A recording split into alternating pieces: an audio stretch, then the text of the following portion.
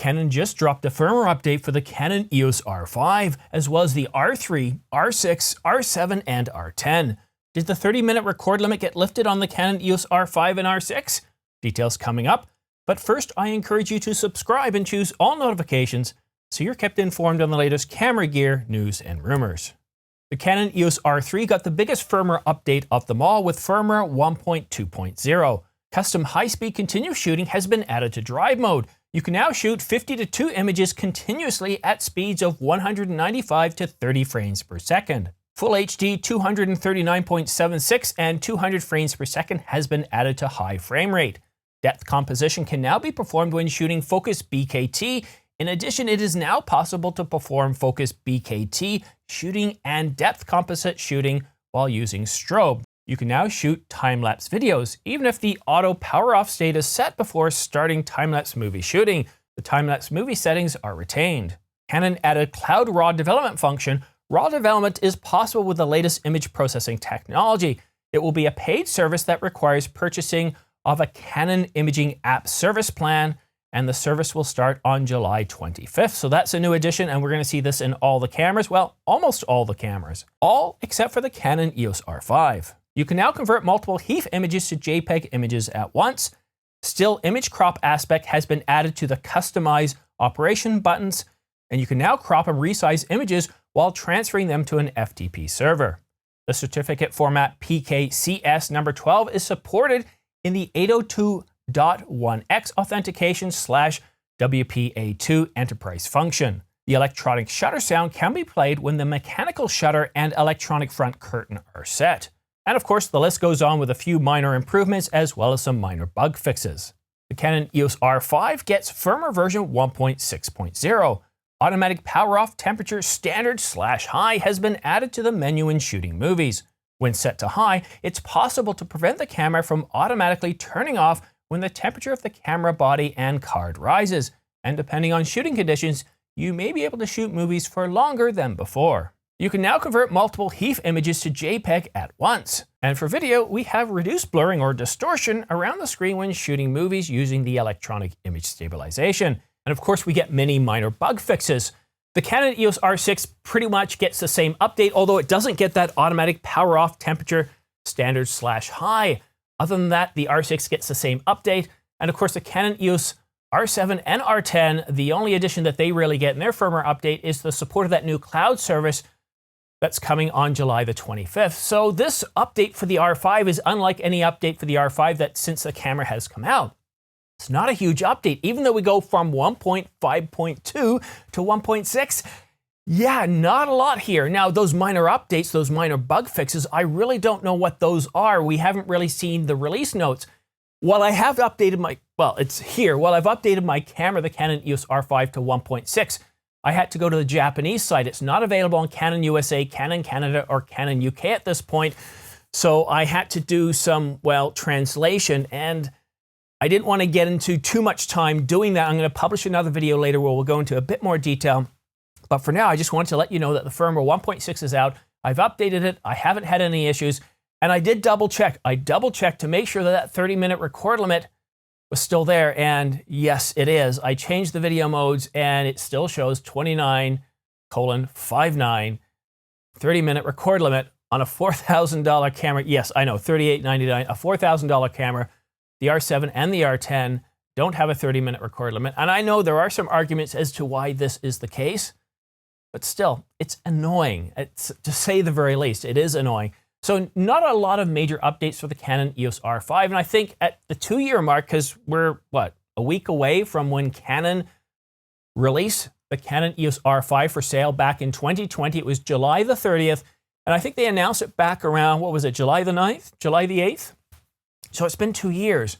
So that puts it about halfway through its product cycle. And what Canon's probably thinking about now is all these fixes and enhancements that they're planning for the R5 is going to be coming out, but it's going to be coming out in the Canon EOS R5 Mark II.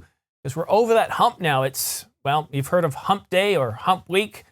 Well, that's what we're looking at here. We're at the hump of the cycle. Normally, Canon releases updates to the 5 series around the 4-year mark, which would put it in 2024, a year after the Canon EOS R1 is supposed to get updated. So the firmware update for the Canon EOS R5 Not a huge deal. If you don't need any of the enhancements that we're seeing in this update, well then I would hold off, wait a week or two and see how the rest of the population is, like myself, if we're having any issues with it, because I don't recommend being the first to update firmware updates. Quite often things can happen. Yes, you get enhancements and bug fixes, but quite often we also get bugs. And well, do you remember firmware 1.3.0 for the Canon EOS R6?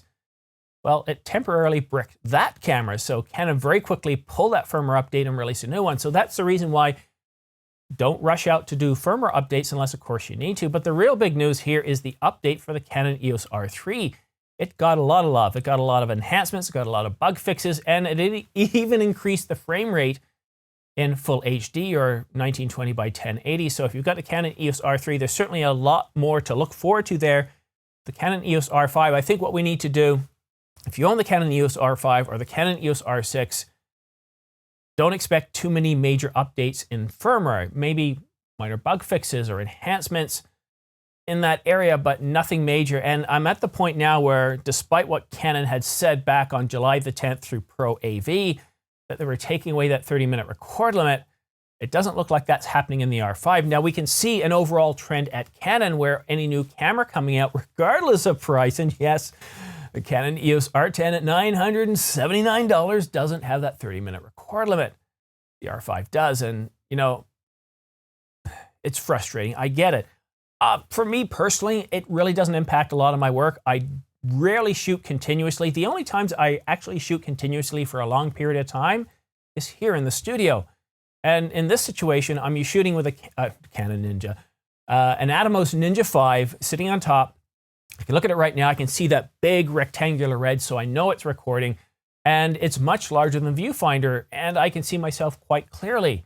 It also provides other capabilities, such as automatically recording to the SSD at Apple ProRes 422, which is really big for me because it saves me on transcoding, it saves a lot of effort, and it also gives me exposure tools. So when I am shooting outside, I definitely use those exposure tools. I can easily set through waveforms my exposure for the subject, which is really, really key, really, really handy.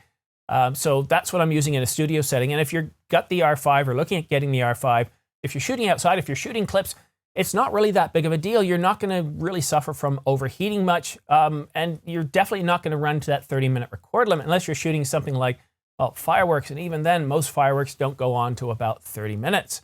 So not a really big deal there. And if you are going to be shooting interviews outside, then yeah, I would highly recommend getting something like a Ninja 5.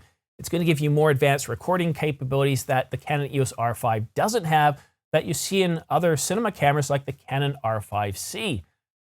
So yeah, a little bit of a disappointment here if you own the Canon R5 and R6. I've been saying all along that Canon did say, and yes, there was that video clip from Pro AV where they were talking to a Canon specialist saying that definitely the record limit is going to be gone, and that looks like it certainly isn't the case. And maybe she was referring more broadly to all the new cameras that are coming out, but definitely not to the Canon EOS R5. So what do you think? Are you interested? Have you downloaded the firmware update already?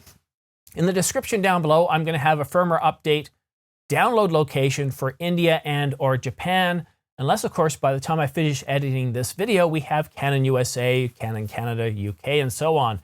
But yeah, firmware update 1.6.0 from Canon. So Canon Rumors got it right once again. I kept checking every day, Monday, nothing there, Tuesday, nothing there, Wednesday, nothing there. And when I checked Thursday, late Thursday, and there was nothing, I thought, and I went to bed early, not realizing that Canon would sneak one out early in the morning. So yeah, we have the firmware update. And if you want to stay up to date on the latest news and rumors, go ahead and subscribe, but please make sure you choose all notifications. By choosing all notifications, as soon as I publish